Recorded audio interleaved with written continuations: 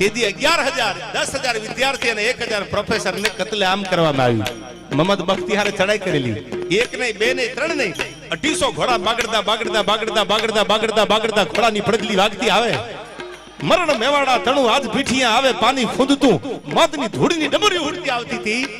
એવે ટાણે સારંગ 10,000 વિદ્યાર્થી ભણતા, 1,000 પ્રોફેસર હતા. આમાંથી ભણેલા છે ને ખબર છે.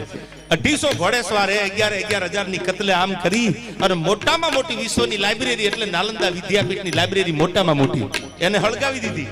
250 ઘોડેસવાર આવી અને 11,000 ને મારી આખી જે લાઇબ્રેરી હતી એ હળગાવી દીધી. ઇતિહાસ એનો ગવાહ છે. વિશ્વની મોટામાં મોટી લાઇબ્રેરી એટલે નાલંદા વિદ્યાપીઠની.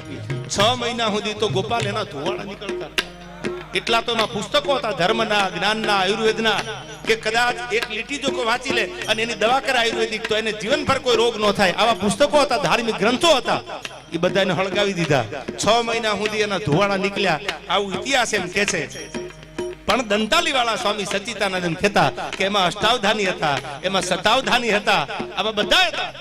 તોય 250 આવી અને કતલેઆમ કરીને વ્યા ગયા. તેથી જો વીરતા પરમો ધર્મ ક્યાંક મર્દાનગીની વાતો સંભળાવી હોત ને ભણતરની હારે હારે તો ધર્મને બચાવવા માટે આ દેશના યુવાનો મરી પરવારત પણ ધર્મને જવા ન દે.